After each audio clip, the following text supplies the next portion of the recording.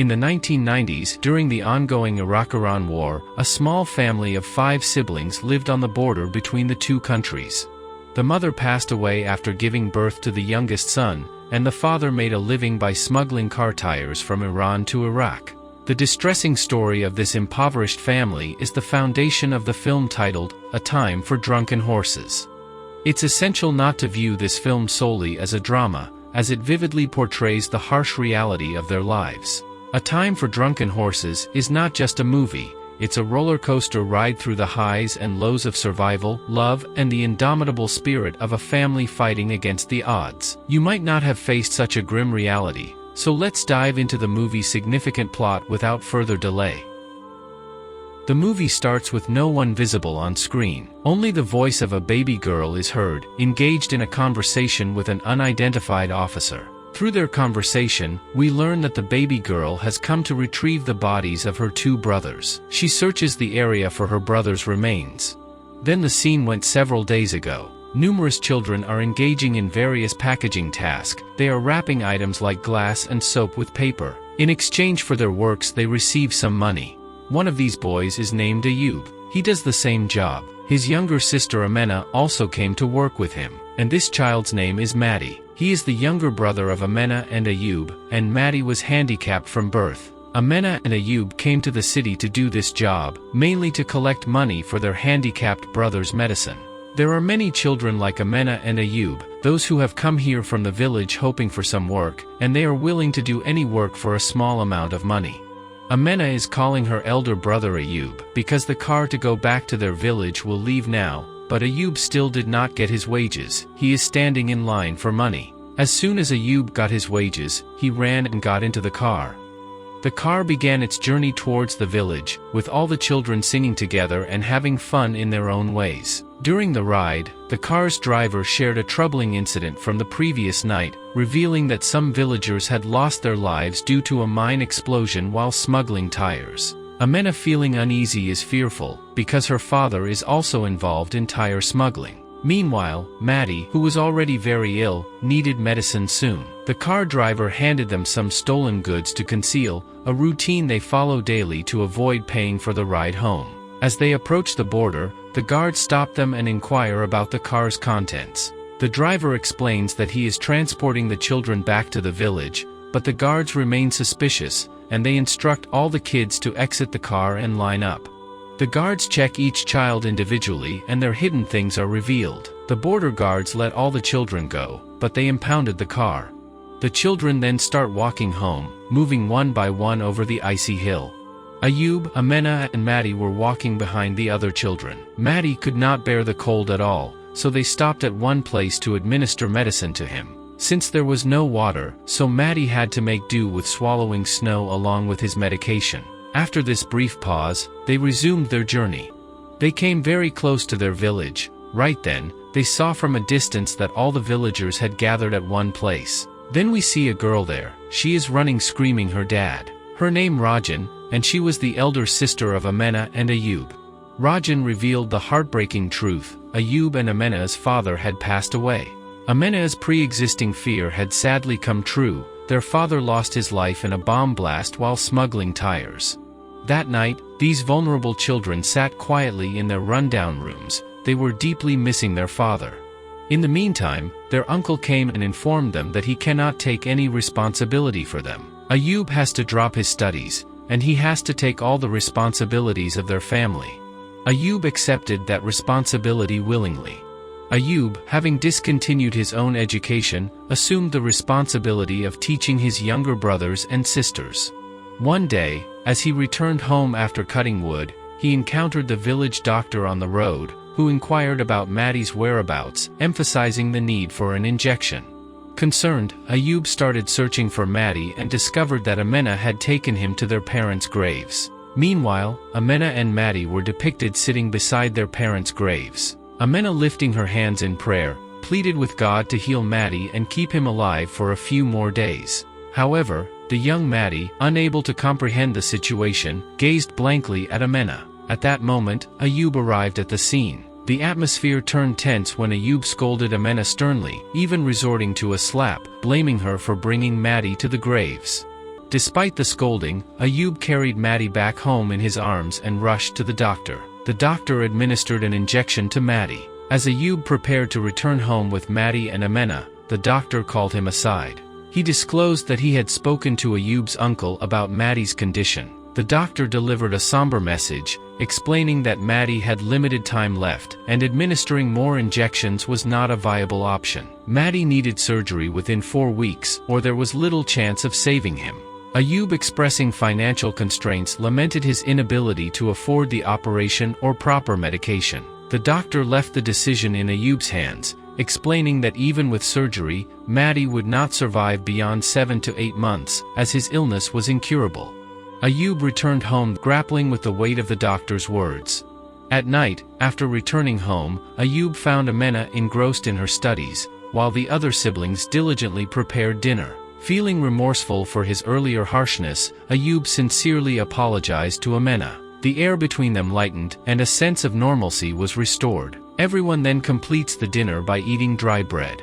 The next morning, Ayub sets off for work. He's taken on his father's job, the place where they used to smuggle tires. Ayub's uncle accompanies him, trying to convince the boss to give Ayub a chance. However, the boss isn't too interested in Ayub's uncle's pleas. The work there is tough, and Ayub's uncle continues urging the boss in different ways.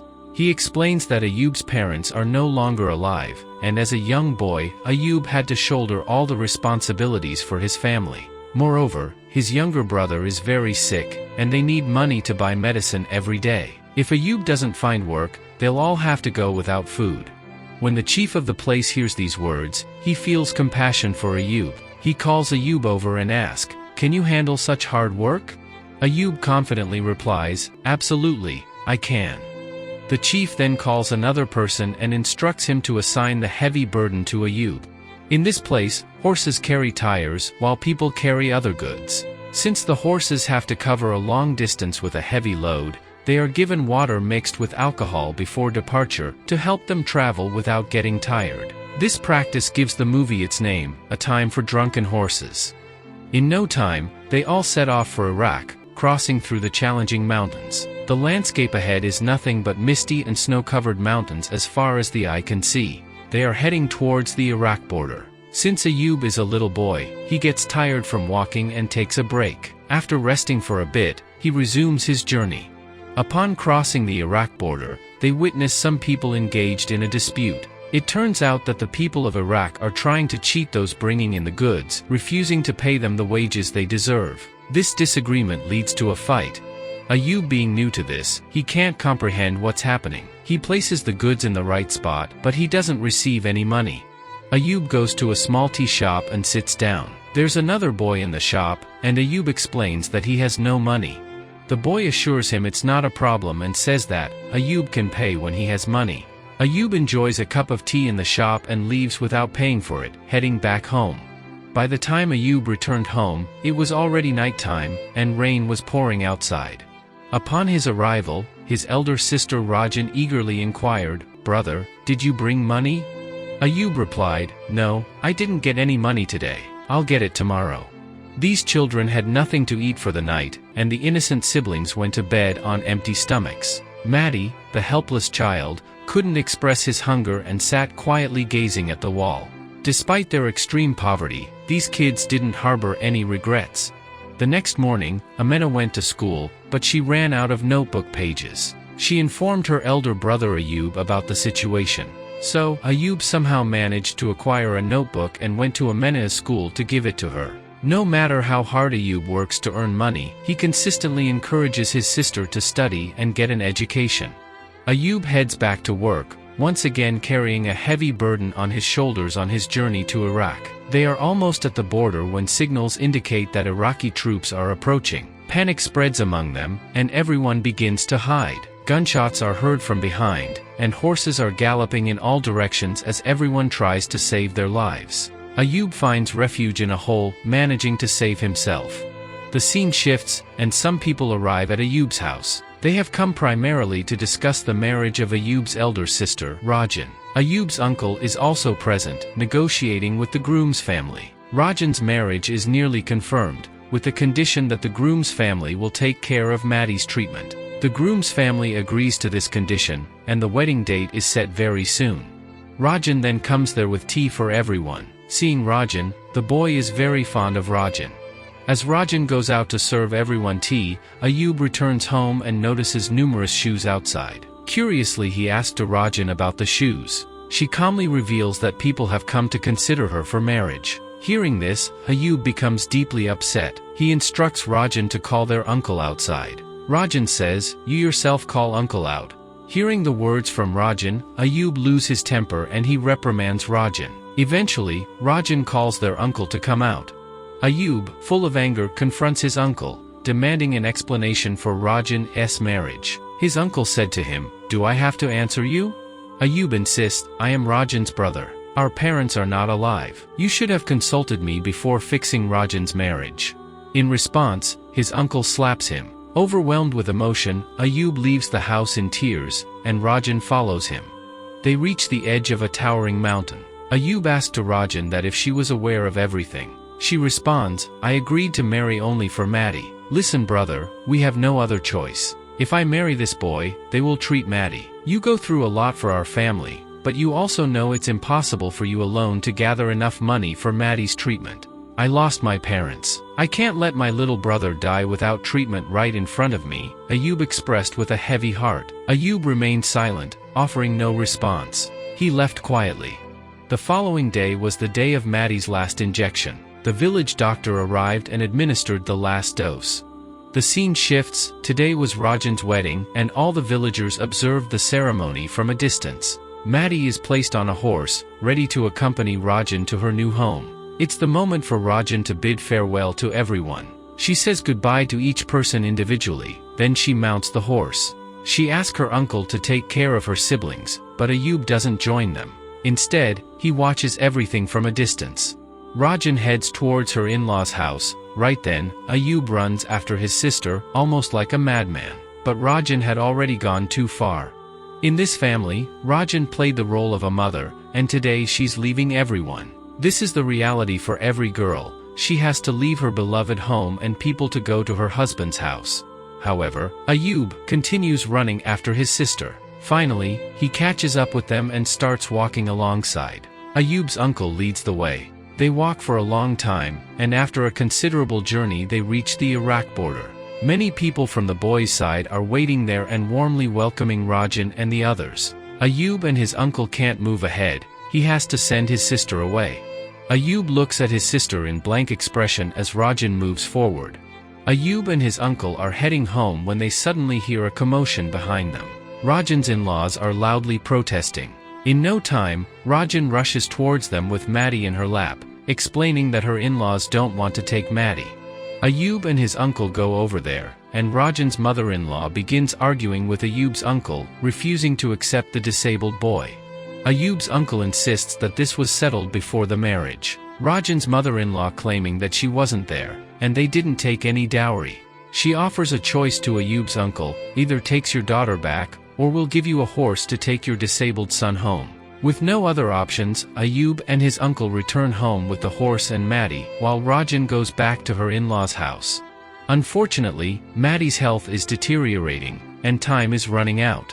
Ayub makes the tough decision to sell that horse, and with that money he will treat Maddie. But Ayub has to go to Iraq to sell the horse, and the treatment of Maddie is possible only there.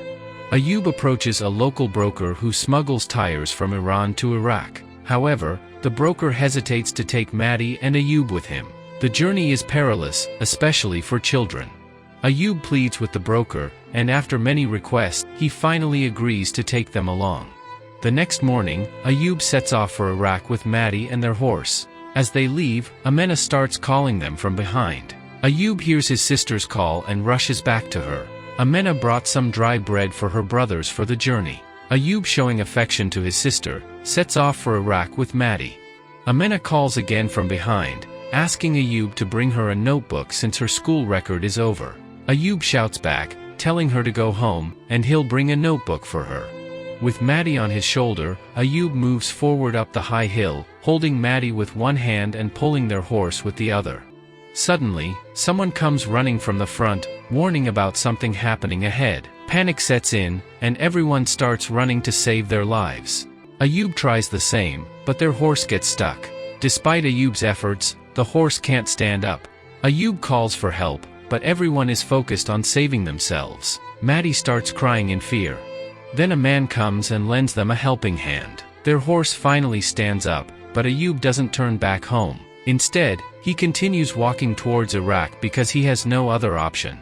Ayub, Maddie, and their horse stand in front of the barbed wire at the border. Ayub contemplates what to do, but being the older brother, he leaves all thoughts behind and steps forward through the cut wire. And the aftermath we saw at the beginning of the movie. A little girl named Amena arrives to collect the bodies of her brothers, revealing that Maddie and Ayub have died. Ayub didn't return home with a notebook for his younger sister. And this is where the movie ends. Ayub and Maddie died, and they become shining stars in the sky, enduring until the end of the world. And Rajan has gone to someone else's house. But we don't know what happened to Amena and her 2-year-old younger brother. And this story is a reflection of the lives of thousands of children like Amena. So how did you feel about the movie? Please comment. And if you really like it, don't forget to give a like. I hope everyone continues to be well. Goodbye, as in today.